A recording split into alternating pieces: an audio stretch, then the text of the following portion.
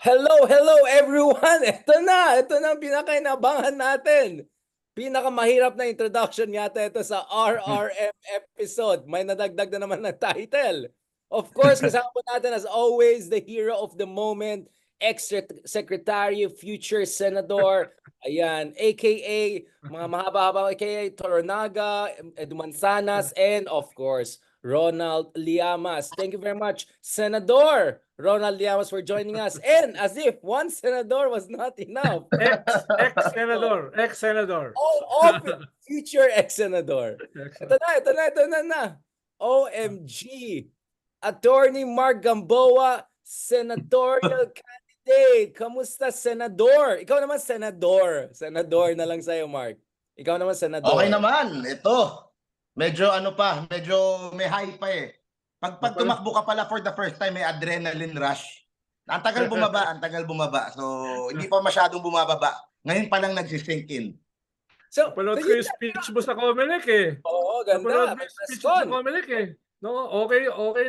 Maliban lang doon sa sinabi mo na na mahalaga yung good intentions.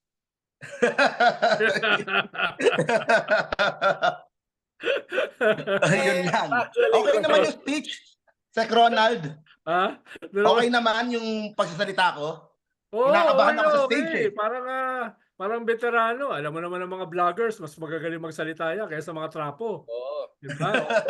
Doon lang ako nag-object. Yung sapat ang good intentions. Pero Mark, sa sobrang galing mo para ka ng trapo. Sobrang galing mo magsalita para ka ng mga trapo.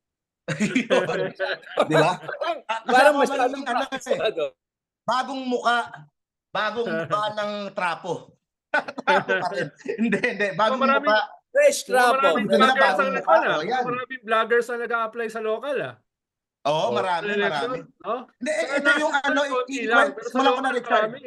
Sa local marami. Namomonitor mo ba, Mark? Oo. Ikukwento ko kasi nagkataon na nag-file ako first day.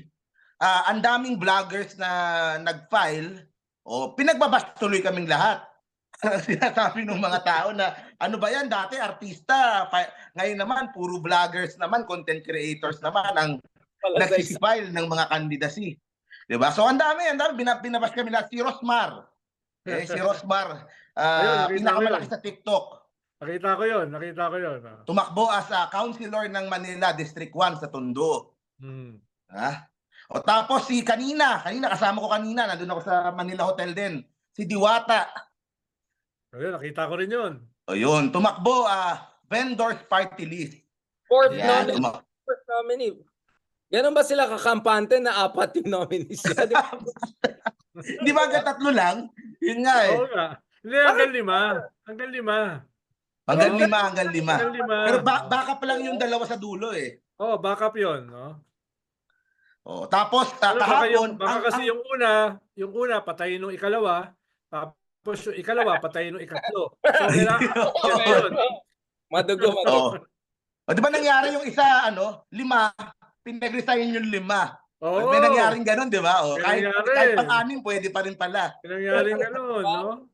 Yung Duterte Youth, di ba yun ang ginawa niya? Pina-resign lahat. Tapos yung girlfriend, Duterte Youth. Oo. Kawain ni Sir Ronald sana yan. Buti si Ronald ginawa. Tapos kahapon. Kaya yung party list ng yung with disability, PWD, hanggang ngayon sa Supreme Court pa. No? Hanggang ngayon Supreme Court pa yun. Yung magsasaka party list, nasa Supreme Court pa. Yun. Maraming ganyang away. Kaya nga kanina, doon sa story ko na Richard, nung guest ko si Shell, ayoko sana magsalita. Dahil siyempre kapartido. Pero nung bandang huli, nagsalita na rin ako bago siya matapos. Sabi ko, gusto ko lang banggitin dito. Si Percy Sendanya, yung kakapanalo lang na kongresista, no, ngayon, no, nag-giveaway para kay Shell. Pero mo kongresista na, nag-giveaway pa para kay Shell. No? Sabi ko, hindi nangyayari sa party list yan. Sa party list, agawan ng posisyon. No? Ngayon lang ako nakakita, no, ng partido na yung kakaupo lang na kongresista, nag-giveaway para sa isang bago. Nakakita O, ka na second nominee na lang no? Richard. First nominee si Shell. Oo.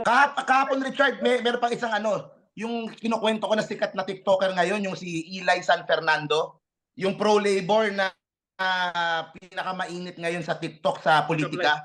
Tumakbo rin kahapon na party list. Pero Mark, parang out of nowhere siya. Out of nowhere siya. Parang wala siya sa eksena 4 months ago. Bigla lang siya lumitaw out of nowhere. Oo, biglang uminit. Pero the thing is, tumakbo na siya 3 years ago eh. Ibang party list. O tapos siguro, yung kanyang TikTok sumabog mga 4 months ago, 5 months ago. Exactly. Ngayon, napakainit ng kanyang TikTok. Ano yun, sorry? Yeah, Nakasabay ko yan. Nakasabay ko siya sa kay Shelo Magno. Nakasabay ko siya. Tapos PUP yan, di ba? Tika PUP. Tapos PUP, oh. Nakinig siya sa akin habang kumanta ko ng 2 kanta, yung She at saka yung 2 kanta, napilitan siyang kumanta. Napilitan siyang makinig sa kanta ko. Paano kung hindi siya makinig, baka gulpihin ko eh. Mark, balikan kita. Let's go back to your stories yun na. Pero dito sa itong partida ng Kamanggagawa party list. Yeah, how is that different from other progressive party list? Bakit hindi siya sa Makabayan, hindi siya sa Akbayan or something like that? Anong ibang ideology niya, Big R. Ano nga talaga? Sorry, yung iba dyan kasi parang hindi yan Maoist. Hindi yan Maoist. Hindi rin siya Trotskyist. Katulad ng mga binanggit mo. Wag natin ituloy. Baka ma-charge pa tayo ng red tagging. Nag-appear ako sa kanilang podcast. Nag-guest ako sa podcast nila nitong si Eli. Yung sa core principles ng mga pinaglalaban ng mga labor groups, hindi naman sobrang nalalayo. Okay? Siguro yung approach lang nila ang iba. Siguro merong mga konti-konting iba sa policy, pero yung mga pro-labor na mga senador, yun yung susuportahan niya. Katulad ng sila Luke Espiritu, sila Sani Matula, yun naman ang mga susuportahan nilang senador. Pagdating sa mga pro-labor na mga organization. Siguro iba lang yung approach na mas maingay, straight, in your face. Tapos ang pinaglalaban nila, ang main nila is yung provincial rate na mawala na yung provincial rate. Yan kasi mga yan, magkakaparehas naman kami sa labor issues eh. Pero pag tinanong mo yung mas malalim, no? Anong ideology, ano yung fundamentals, no? Ano yung tools of analysis, doon lang kakaiba. Halimbawa, iba yung Maoist, iba yung Socialist, iba yung Social Democrat, iba yung Trotskyist, no? So medyo doon nakakaiba. Pero pag tinanong mo sa mga surface issues ng labor, magkakaparehas yan. Pero pag nakita mo na kami nagiinuman, tapos pinag-usapan ng ideolohiya, hampasan na ng bote ng biryan, no? Parang magandang mapanood yung inuman ni Eli tsaka ni Sir Ronald. Yan ang gawin natin, Mark, next time. Pag kayong 4-5 magsama tayo, magampasan tayo ng bote dyan. Maghanap tayo ng safe place. Wala tayong labang kay Richard eh. Nagkukanto eh. Nag-shadow boxing sa gitna ng kalsada sa Global. Mark, wala tayong laban dyan. Bro, yung Lord the Gym vibes ko dyan. Sir Ronald, parang stalker. Ikaw, wag ka lang masyadong magaling. Dahil yung mga masyadong magaling, hindi na yan nilalabanan ng mano-mano, binabaril na lang eh. Parang dati, magkasama kami ni Danny Javier ng Apo Hiking Society. May inaway siya. May inaway na malaki. 6'2". Tapos 280 pounds. Nung inaway na niya, pumunta sa likod ko. Pero mo yung starter, no? Tapos sa akin pinaharap. Laki. Hindi ko kaya ng mano-mano kahit may kunti akong alam sa sikaran. Hindi ko kaya ng mano-mano kaya naghanap ako ng bangko, hinampas ko ng bangko, bagsak. Ito talaga si Danny Javier. Pumanaw na. Ayun. Grabe. Starter yan. Right to self-incriminate. Starter yan si Danny. Ayaw nga nilalaglag. Hindi ko balangget kung sino eh. Oo. Hindi ko naman binanggit kung sino eh. Pero pag binanggit ko, laking mama eh. Politiko rin, politiko rin. Mark, tulungan natin si Sir Ronald. Marami siyang pinapahamak. Change topic tayo. Bakit ka tumakbong senador? What's the journey? What's the mental journey? What's the emotional journey? Pakita muna natin para sa mga makakapanood ng video yan. Ayan. Yun. Senador talaga, Yun. senador. Let's go. Gusto kong maging disruptive. Gusto kong gusto kong baguhin yung politika sa Pilipinas by running, just by running, 'di ba? Naniniwala ako kahit tumakbo ka lang, marinig yung mga pinaglalaban mo, may chance ka na baguhin yung naratibo, baguhin yung mga pinag-uusapang issues. Kasi dito pa lang sa podcast natin nakaka-influence na tayo eh. Paano pa kaya kung larger stage? Kahapon nakita mo yung coverage sa akin kahapon, ang dami, no? Tuwang-tuwa ako. Inquirer, ABS, TV5, Rappler, yung mukha ko nakalabas doon. Nakakatuwa. And at the same time, gusto kong i-push yung mga issues. Gusto kong i-represent yung mga katulad ko na vloggers, creators, online sellers, freelancers na tingin ko maraming mga pwedeng mga isulong na programa para sa kanila. Pero aside from that, syempre, yung mga pinaglalaban naman natin ng mga issues katulad sa West Philippine Sea, sa foreign policy, lahat yun syempre, lahat naman ng mga stand natin, yun din yung dala-dala natin dun sa kampanya. Pero gusto ko maging disruptive talaga eh. Sa totoo lang, ang inspiration ko talaga, yung sa Europe, yung Fidias, yung na-mention ko, na YouTuber siya. Sa European Parliament. European Parliament.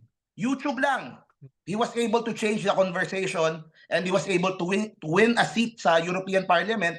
Ngayon, yung mga viewers niya, dinadala niya doon sa loob ng European Parliament kung paano yung proseso doon, kung paano yung ginagawang botohan doon, ano yung ano. So, yun yung parang model ko na kung nagawa niya doon sa Europe, ba't di ko subukan dito? So, siyempre, iba yung politika dito sa atin.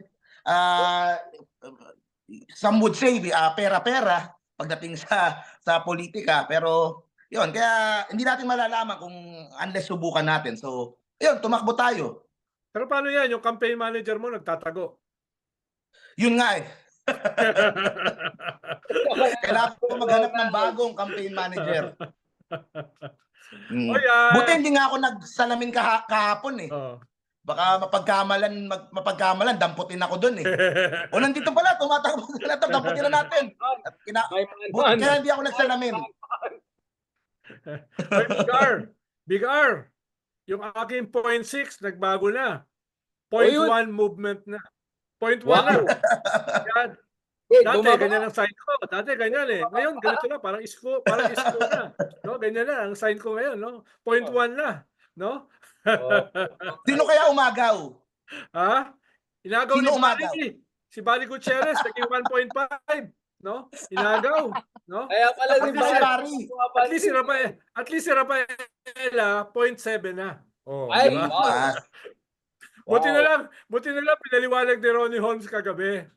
Sabi ko kasi masaya ako dahil yung mga botante na-realize nila hindi ako pang senado. Ako ay for higher office, no? For president, no? Kaya Iyon. Iyon. Diba? Nakakita ako ng silver lining doon sa pagbaba sa 0.1. sabi ni Ronnie Holmes, alam mo, yung margin of error, pwede kang 0, pwede kang 3. yun yung ibig sabihin ng margin of error.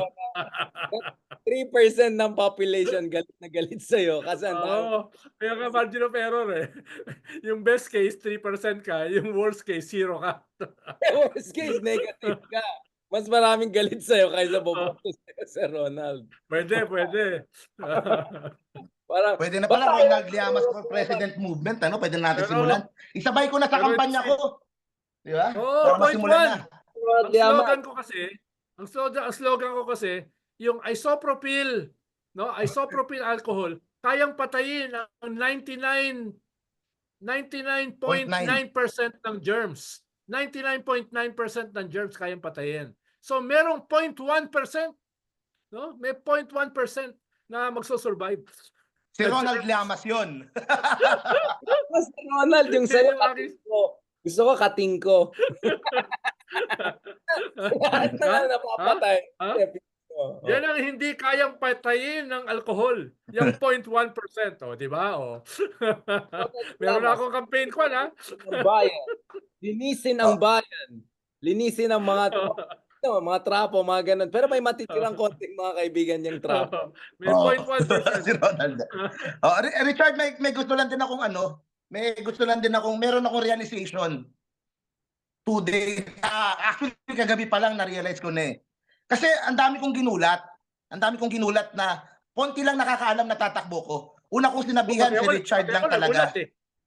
Pati ako nagulat eh. Sorry. Oo, yun. Si Richard ang una kong tinanong.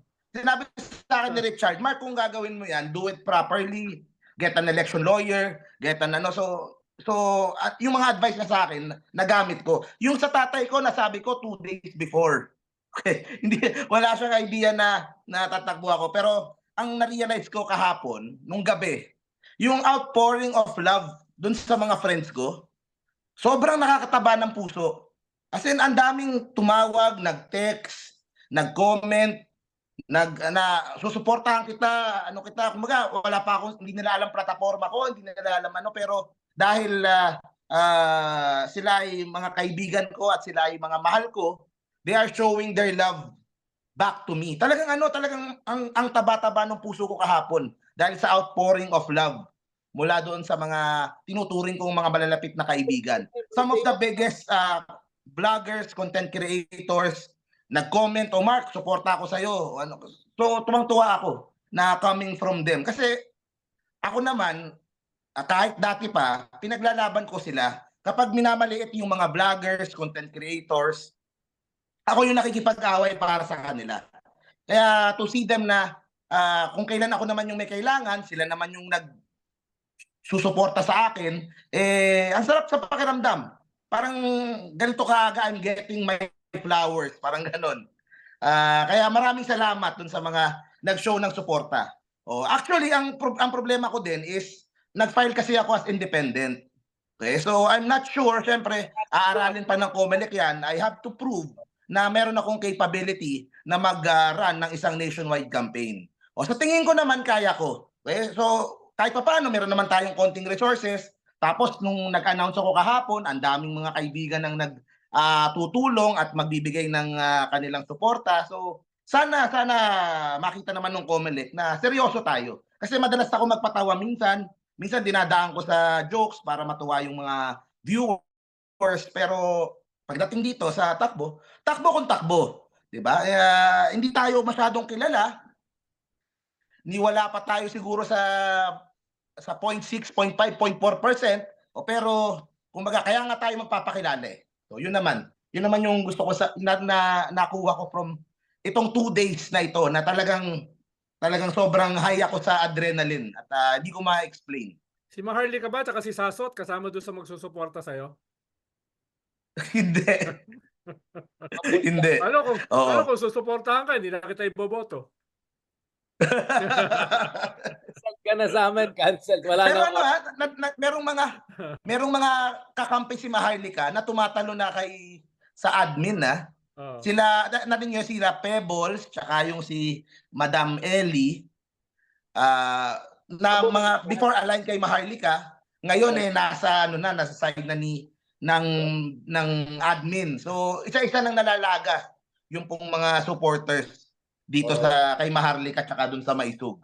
So, yung iba sinasabi daw, baka daw kasi wala ng ewan ko. Pero yun, medyo nawawala din. Wala ng gasolina. Baka tatakbo na din. Marami tayong inaabangan na pwedeng tumakbo pa eh. Sila Rendon Labador, sila Boss Toyo, si Boss Toyo pala nagsabi na hindi tatakbo. May inaabangan pa tayo ng mga, ang nangyari Richard, parang pinauso natin. Yun naman yung maganda. Nauso. Ngayon nakita nung mga vloggers, mga influencers, itong si Mark tumakbo lang, hindi naman kilala yan, ang daming media coverage. Yun nga, baka mauso. Ang problema, baka lalo kaming hindi seryosohin kung ganun. Yun nga, you have to distinguish yourself from other vloggers and make sure na ikaw, RRM ka, Shogun team ka. Itong mga to, no offense dun sa iba. I think there are vloggers and then there are vloggers. And obviously, ikaw, Mark, even if we don't agree on everything 100%, at least kasama tayo sa isang ecosystem, pinag-usapan natin ang masinsinan mga policy issues. So no one can accuse you of not knowing political landscape. You are with us and people are listening to you. Hundreds, millions of people have been listening to us over the past year. So mabuhay ka, Mark. As I said, I hope itaas mo yung bandera ng mga vloggers in a way that people start paying attention in a good way. Siguro mamaya pwede natin pag-usapan yung mga Diwata types or kasi nag-trollan din yung mga yan, 'di ba? Si Rabdor, Lebron, pa niya? Di ba pinagtawan Rendon, Labador. Si Rendon pinagtatawan niya si Diwata, 'di ba? Akala niya si Ricky ng Bunyog. Ayan, tatakbo din. Party list, oo. So nag-aasaran sila. But I think that sets the tone perfectly for next Enzo Recto ang nominee, no? I think that sets the tone perfectly for the next episode because Sir Ronald also has to go due to some commitments later on. Next episode, pag-usapan natin, if you're Team DDS now, should you worry about the prospect of 8-0 din sila? Kasi mukhang alanganin din yung mga DDS if you look at the latest survey. Even Bongo apparently is not doing as well as many people expected if you're to believe some of the more authoritative surveys. So, eto na ba nung time ng mga DDS naman na mga 8 inodoro sila sa darating na election. Thank you very much, gentlemen, and congratulations, Mark. May the journey of 1,000 miles begin with this big move, Senador. Senator Mark, thank you so much for joining us. And future ex-senator naman, si Ronald. Good luck. President na. Oo. Para pag tumakbo akong presidente, senador ka na. Yun nga eh. Sir Ronald, malapit na birthday mo, di ba? Sir Ronald, malapit na birthday mo. Ano unahin? Yung birthday mo or yung filing of candidacy mo? Oy, advance happy birthday daw sa Senator Ronald. Ang dami Salamat. Oo. Akala ko 5 months ago. Kailan ba birthday? Actually, 5th ng October 5, Sabado. Okay. Sabi mo, okay. Sorry, Mark. Mali. 5 na October. Okay. 5 na October. 5 na October. 5 na October. Thank you so much again sa mga supporters natin. Marami nagmamahal kay future ex-senator, Senator Ronald and Senador. SMG na lang, SMG. Mga kayo ba na SMG? Senator Mark SMG. Okay, so SRL. Kainis kayo. Basta ako mag-mayor na lang ng Baguio, bahala kayo sa buhay nyo at magkagawad na lang kami niyan. Dito sa QC. Thank you so much, guys.